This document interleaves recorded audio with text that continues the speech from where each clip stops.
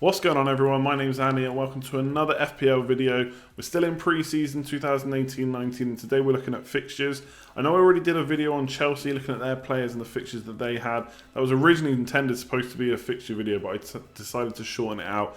And a few people have said just put one all together. So got 6 teams to go through. I'm going to split it into 2 parts so the video is not too long. We're going to look at the first 3 teams today.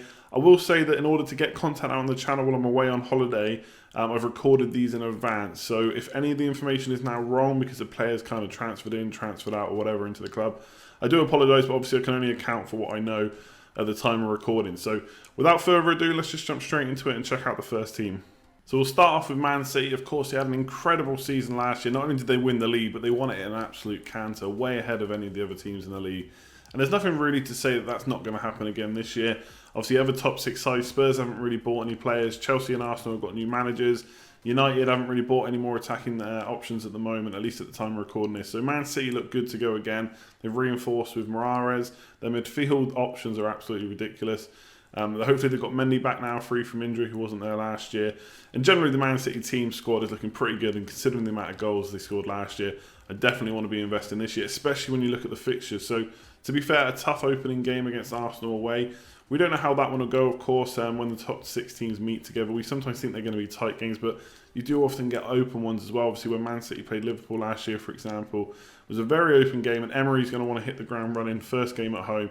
So it could be tough for Man City, but from there on out, it gets awesome. So Huddersfield at home in game week 2, Wolves away, Newcastle at home, Fulham at home. 3 awesome home games in the first 5 fixtures. A game against Wolves away could be tough. We think that Wolves might do okay in the Premier League, but it is a bit of a jump up. As I've said in other videos, they tend to score less goals, concede more goals, the Championship teams, once they come up to the Premier League. So although Wolves have made some really good signings, that's still an awesome fixture for Man City. So I've picked out the 3 top players I think to look at. Benjamin Mendy could be a bit of a punt because he didn't really play last year due to injury, hasn't really featured in the World Cup. He did go obviously all the way with France, so we don't know if he's going to start the season, but he has gone on a pre-season tour already with them. Obviously he's not actually had to play too many minutes of football. So 6 million, I think if he's nailed, he's the best defensive asset at Man City because he's super attacking. I think he's more attacking than Kyle Walker, who's actually more expensive than him. And then the centre-back position, yes, they've got the likes of Company and Stones that can score goals, but there's so many centre-backs there, we don't know who's going to be first choice, or they stick with 2 centre-backs, or they keep switching them around. We just don't know. So for me, if he's nailed, Benjamin Mendy is the first, one of the first names on my Game Week 1 team sheet. And then looking at midfield, I feel like with those fixtures, you've got to look at attacking options. So Sané, fully rested from the World Cup, 9.5 million, a really good season last year. Apart from Mahrez, he's one of the cheaper Man City midfielders that you would expect to start. Bernardo Silva, for example, is a bit cheaper, but I'm not convinced he's going to start the season with all the options they've got. And then Aguero up front, I think he's going to start the season well. I think he's going to start and play for, first of all, I think Jesus had a few more minutes in the World Cup. I think Aguero's going to start as the number 1 striker. Obviously, we're still yet to see that. The Charity Shield will help us out a lot because that will come before the first game of the season. But Aguero for 11 million with those fixtures could be the premium striker to get. Personally, I'm looking at Aubameyang, but I can't look past Aguero too much. And I may even try and start with both of them up front if I can fit them in. And then I've got some other options. I don't want to list everyone from the team. But De Bruyne, once he's back from the World Cup and starting, he's obviously Mr. Dependable. Always there for assists, chips in with the goals. Always scores highly over the course of a season.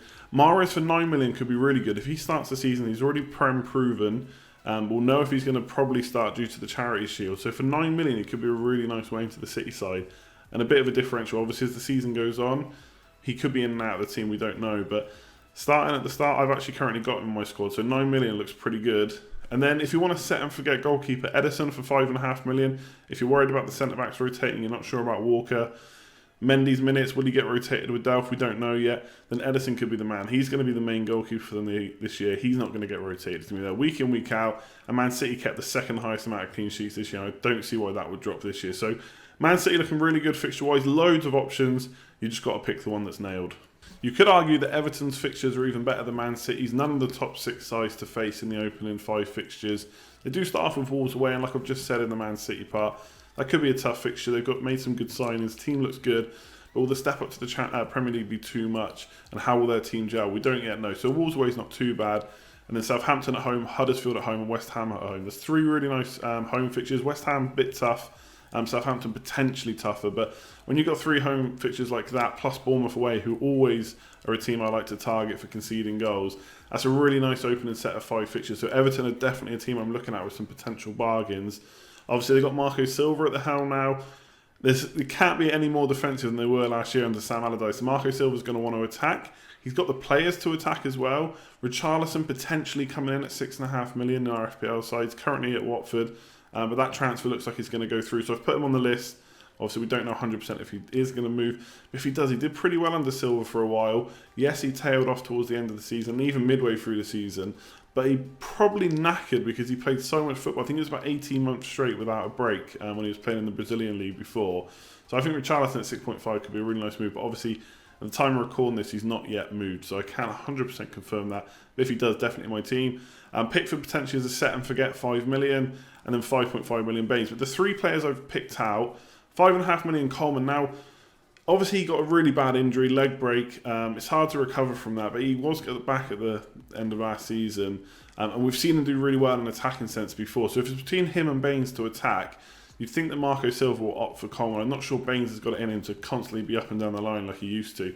Still a solid enough defender, but attacking-wise, I think Coleman's going to be the main outlet on the right. And obviously, clean sheet-wise, I think we don't know if they're going to get as many as last year. Obviously, Sam Allardyce was super defensive. What did go through a patch where they hardly kept any because I had Pickford in goal. But if they can get those clean sheets and definitely got the fixtures to do it, I think Coleman at 5.5 million is a defender who potentially, on his day, could be priced higher at like 6 million. So at 5.5, I think he's a potential bargain. Sigurdsson, 7.5 million, finally had a price drop. He was too expensive last year. We need to see if he can get back into the kind of form that he had at Swansea. We don't know if he's going to dominate kind of all free kicks and penalties and corners yet. Obviously, penalty duties went to Wayne Rooney last year. He's now gone. So if it falls to Sigurdsson, he gets played in his favourite number 10 spot. I think 7.5 million to start the season, he could be the one to go for in that bracket. Really good season ahead, I think, under Marco Silva. And then Tosin up front, if you're looking kind of like a budget forward, I think he, again, had a pretty good end to the last season. At the moment, they don't really have any other strikers to go for, so he looks like to be the main man.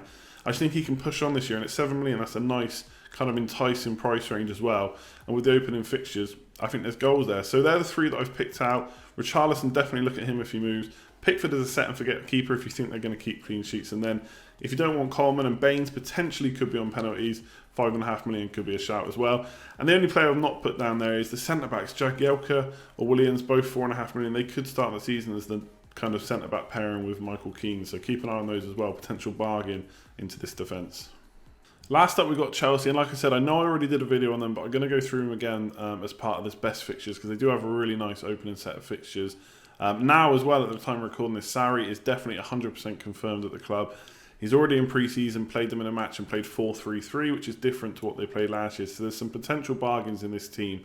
Let's take a look at the fixtures first. So an opening fixture, okay, you'd want the game at home, but away to Huddersfield's a pretty nice opener. Then Arsenal at home, again, that's going to be tight, you'd expect. But with North London derbies, there could be goals in it as well. So it's really hard to call those top 6 games. I would say it's probably be a tight game, but Emery and Sarri, both brand new in the second game playing against each other. They may just go for it. We'll have to wait and see. And then Newcastle away, Bournemouth at home and Cardiff at home. Those 2 home fixtures there are really, really nice.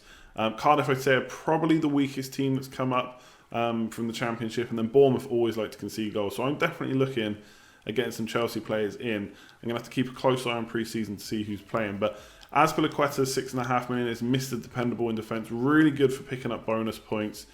Be very surprised if he's not part of that back four somewhere over centre-back or right-back. Potential for assists. I don't know if he'll get as many as last year. I think he was possibly a bit lucky to get so many balls on the end of Morata's head. But ultimately, he is Mr. Dependable and will get you bonus points and hopefully clean sheets. And they only got, I think, 13 clean sheets last year. I would expect that to improve this year. Then Pedro, 6.5 million. I've put him in. He's probably not going to be a whole season keeper. But Hazard, late back from the World Cup potentially. Willian, potentially going to Barcelona, which does seem like a weird transfer. I do rate Willian, but I'm not sure I rate him that much. Either way, Pedro could be the one to start on one of those wings. So 6.5 million could be a bargain to start the season with. Then 9 million Morata, a bit of an odd pick, I know. We'll have to wait and see if they bring in another striker. There's rumours of Higuain. But at 9 million, I think Morata's a pretty good pick. He's cheaper than Firmino, cheaper than Lacazette. Obviously much cheaper than the premium options like Aubameyang, Kane, Aguero, etc. And I think for 9 million, he's a little bit underpriced. I think he can definitely score more points than that price tag lets him, than kind of indicates he will get. So For me, 9 million Morata, a bit of a punt, but I think he could do well. And I've listed too many other options to be fair, but in defence, he lined up today with Alonso, so he could be the left back still. We know how attacking he can be. If he doesn't fancy him, then Emerson at 5.5 million, we'll have to check on pre-season. Then the centre-backs as well, other than Rudiger, Louise Christensen and Cahill are all 5.5, so pretty cheap route into the Chelsea defence, depending on which one's nailed. And then Fabregas, Barkley, they're all other options to consider depending on how Sarri lines up. We basically think it will be Kante, Jorginho, plus one more, who could be like a Barkley or a Fabregas. And apparently Sarri's already got his eye on Barkley, so we'll have to see what happens there. But lots of potential bargains in this Chelsea team. I think Sarri's going to come in, try and play attacking football. We're going to want their attackers. We just need to find out which one's definitely nailed. And if it's Pedro for the first start of the games, I think 6.5 million in midfield. That's a pretty nice price. So that's it for today's video. Part 1 is over. They're the 3 teams that we're going through. Hopefully you enjoyed it. If you did, give it a like. Be much appreciated on the video. Let me know in the comments below as well, which of these teams are you targeting and which players have you already got on your side? Who's nailed to start for you this season? If you're new around here, hit subscribe. Make sure you click the bell so that you're notified next time a video goes up or a live stream. I'll be back from my break at the start of August, where I'll be live streaming again and putting out more videos. And like I said at the start of this one, I did record this in advance, so hopefully all the info is correct. There hasn't been too many major signings.